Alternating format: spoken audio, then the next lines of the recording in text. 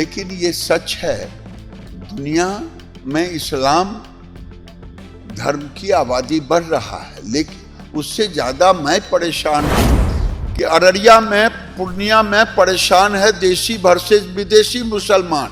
ये कल आपको भी होगा।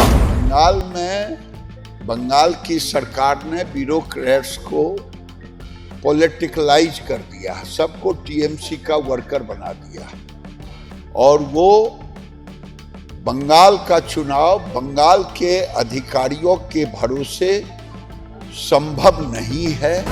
जो लोग उम्मीद नहीं करते थे पिछले बजट में कि 12 लाख रुपए तक इनकम टैक्स माफ होगा, तो ऐसे चीजों को हमारी सरकार नरेंद्र मोदी जी के नेतृत्व में घोषणाएं होते रही है। देखिए, ये सर्वे आया है, इस सर्वे पर कई लोग गहन चिंतन कर रहे हैं, लेकिन ये सच है, दुनिया में इस्लाम धर्म की आबादी बढ़ रहा है, लेकिन उससे ज़्यादा मैं परेशान हूँ बिहार में और बेगूसराय में आबादी बड़ी तेज़ी से बढ़ रहा है और ये एक जांच का विषय है। हम लोग चुनाव में भी कहा था बांग्लादेशी घुसपैठी को अब चिन्हित करना है। समाज से भी निवेदन करूंगा, जो 70-80 के बीच में आया उसको आप बताएं कि ये मुसलमान इस टोले में कहाँ बसा। अब ये जड़ें इतनी गहरी हो गई है, मुस्लिम समाज बताते नहीं हैं जो यहाँ के हैं, इसलिए इस पर बांग्लादेशी घुसपैठियों को, रोहिंग्या को निकालने में समाज मदद करे। और जो देसी मुसलमान हैं उनसे भी निवेदन करता हूँ कि अररिया में, पूर्णिया में परेशान है देशी वर्सेस विदेशी मुसलमान।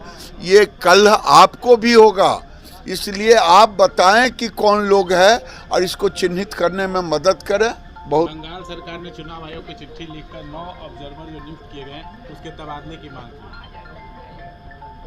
देखिए, बंगाल की सरकार ने ब्यूरोक्रेट्स को पॉलिटिकलाइज कर दिया, सबको टीएमसी का वर्कर बना दिया और वो बंगाल का चुनाव बंगाल के अधिकारियों के भरोसे संभव नहीं है और बंगाल की जनता ममता बनर्जी के आतताई अत्याचार से तबाह है, खास करके हिंदू। इसका सौभाग्य है कि भारत के प्रधानमंत्री नरेंद्र मोदी जी की सरकार में नारी सशक्तिकरण, जैसे आज निर्मला सीतारमण जी वित्त मंत्री के रूप में 9वीं बार करेंगी, ये हम लोगों के लिए सौभाग्य की बात है। और बजट, जो लोग उम्मीद नहीं करते थे पिछले बजट में कि 12 लाख रुपए तक इनकम टैक्स माफ होगा, तो ऐसे चीज़ों को हमारी सरकार नरेंद्र मोदी जी के नेतृत्व में घोषणाएं होते रही है। अगला बजट भी जनहित में बेहतरीन होगा, 25 से बेहतरीन 26 होगा। जयराम रमेश ने ये कहा है कि जनता उम्मीद नहीं करे ये सरकार से। उन्होंने कहा कि पिछले बार जो बजट पेश हुआ था, जनता आस लगाई थी कि घरेलू पे और उपभोक्ताओं पर कमी करेंगे, इसको लेकर उनको कुछ समझ में नहीं आता है। अगर समझ में आता, देश को समझ में आ रहा है और देश को नरेंद्र मोदी पर भरोसा है।